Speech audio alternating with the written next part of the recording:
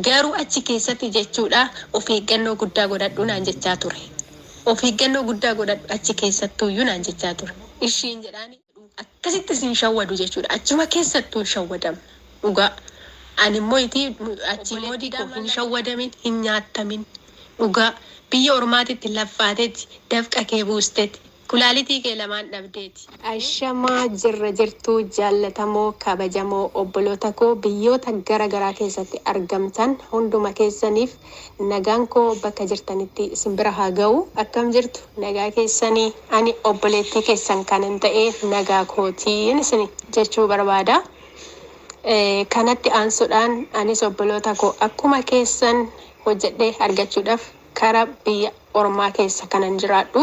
Ammaaf kanan jiru biyya Joordaan kan jedhamtu keessa jechuudha. Kanaaf qilleensarraan immoo obboleessa keenya jaallatamaa fi kabajamaa kan ta'e Didaa YouTuber kan jalan jira jechuudha. Kanaaf obboleessa keenya guddaa galatoomisin jedha. Karaa waltajjii YouTube keetti naaf feeruudhaaf guddaa galatoomisin jedha. Obboloota koo isinis galatoominaa jedhaaniin isiniin jechuu barbaada. Har'a obboleessa keenyarraa dubbachuu kanan dhufee fi dhaloonni baay'een hoodhaa biddeena nyaadhaa yoo jedhanii harka dhiqachuudhaaf sa'aatii nutti fudhata jechuudha. Kana yoon isiniin jedhu obboleessi keenya Didaan yeroo baay'ee lakkoofsa bilbila isaa ni maxxansa. Lakkoofsa bilbila isaa fudhattanii kallattii barbaadanii wajjin haasa'uu hin dandeessu. Obboleessa keessanii jechuudha. Kanaaf obboleessa koo hangafaati.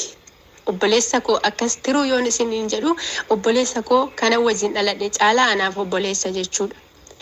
Kanaaf maaliif Didaa jechuun akkuma YouTube irratti isinitti haasa'u kana jechuudha. Ani bara 2014 Didaatu dhufee booledha anaan taqabbale. Obbolootaan qaba, obboleettiin qaba. Isaan keessaa garuu maalifan isa filadhe yeroon sunii fi yeroon ammaatuyyuu baay'ee garaagarumtii qaba obboloota koo dhugaa hin dhageenyu malee jechuudha. Yeroon sunii fi yeroon ammaatu baay'uma garaagarumtii qaba. Yeroo sanni aga ammaa kana hattuun hin baay'anne saamtuunis hin baay'anne jechuudha. Obboleessa keenya osoon ji'a lamattan obboleessa koo haasofsiisuu jalqabe jechuudha. Maaliif beetaasaan si gaggeessinaa usustaan dhagaye malee isaayyuu kallattii si gaggeessinaa naan hin jenne isaan oluma kaasanii na gaggeessuu waan barbaadaniifani.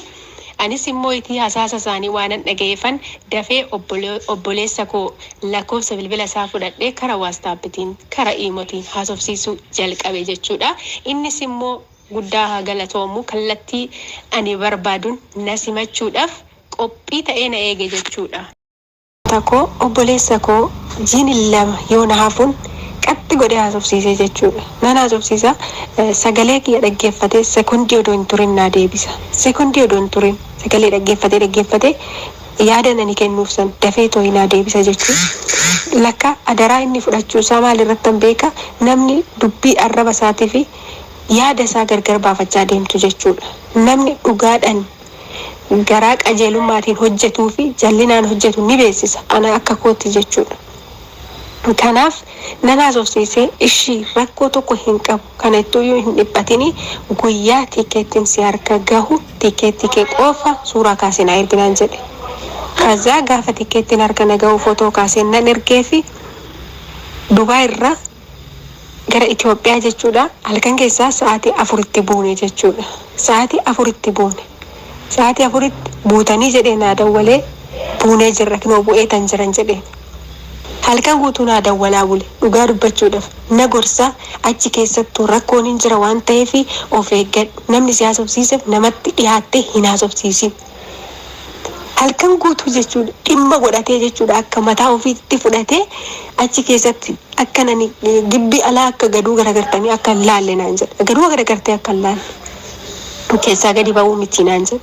Kansaa nuti immoo akka tokko dhugaa dubbachuu fi nuti akka asii deemnuuni yoo asii deemnu jechuudha.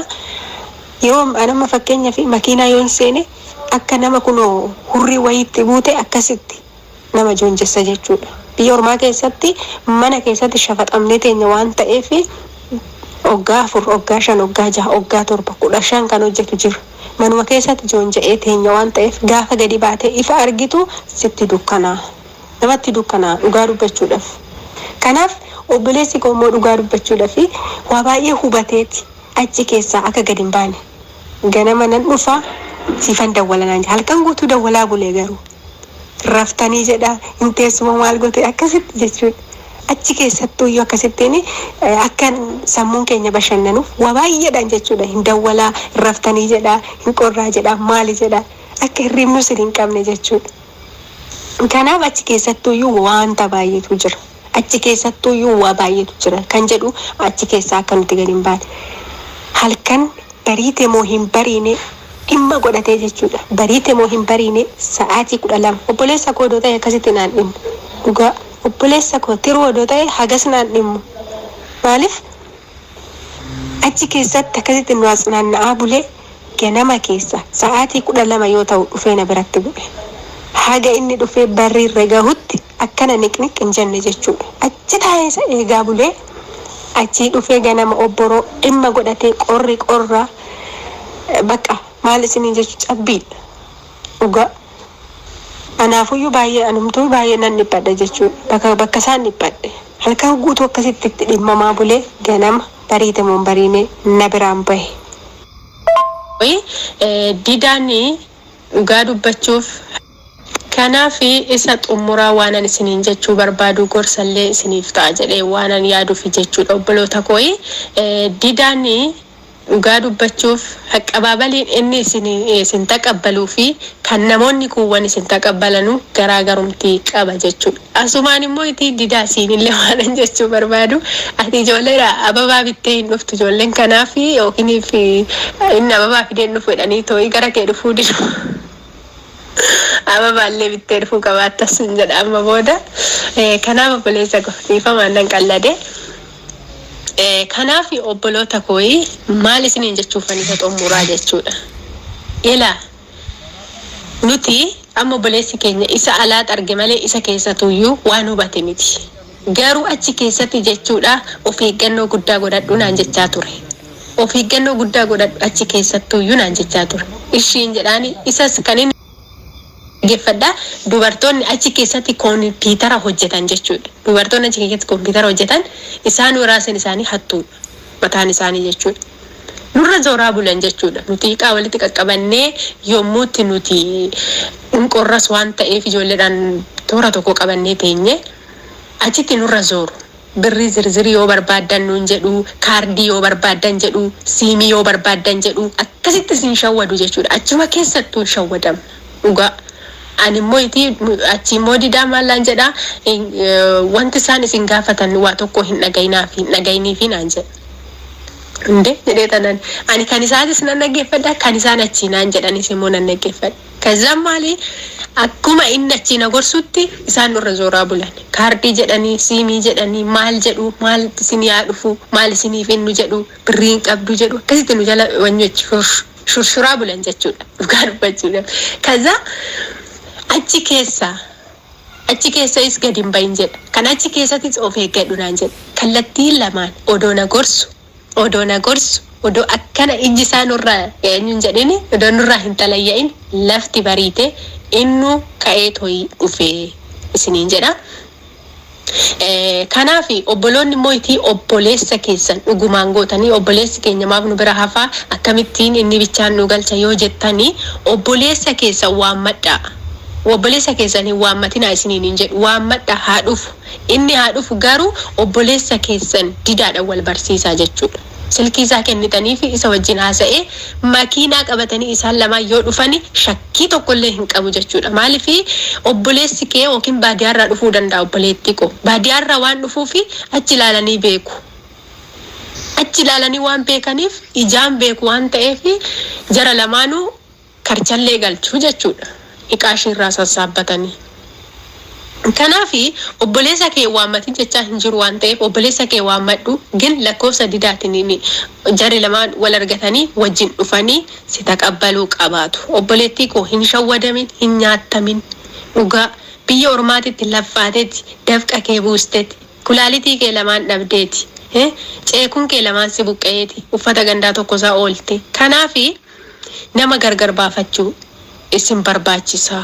Nama argitaniin immoo itti YouTubeera jettanii nama argitaniin kootu nu fuudhee yoo jettanii isallee hagamamantu nama gargar baafachaa deemuun hunda keenyarraa yoo eeggamaa. Isiniin jechuu barbaada yaa obboloota koo hin nyaattaminaa dhugaa xaarree dafqi keenya yoo karaa hin beekamneen bineensi caakkadhaa bahee too'ii yoo nu saamu maal obboleessi kunillee irraa dhala isaatiin guddifachuudhaaf yoo argate yookiin 500 dhugaa dubbachuudhaaf hin argatu maaliif beenzilli makiinaa azira waan ta'eef akkasitti yaaduu qaban maaliif inni nurraa fayyadamuu qaba inni nurraa haa fayyadamu. Ormi nutti fayyadame ormi karaa hin beekamne nu saamurra obboleessi keenya yoo fayyadame anaaf isatu bu'aadha.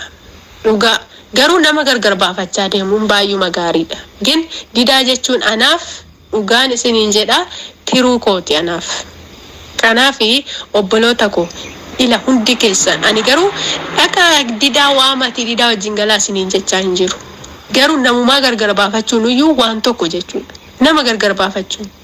Dhugaa kino amma biyya ormaatirraa kara biyya ormaatti ol deebi'uudhaaf akkaataa inni itti ol deebise.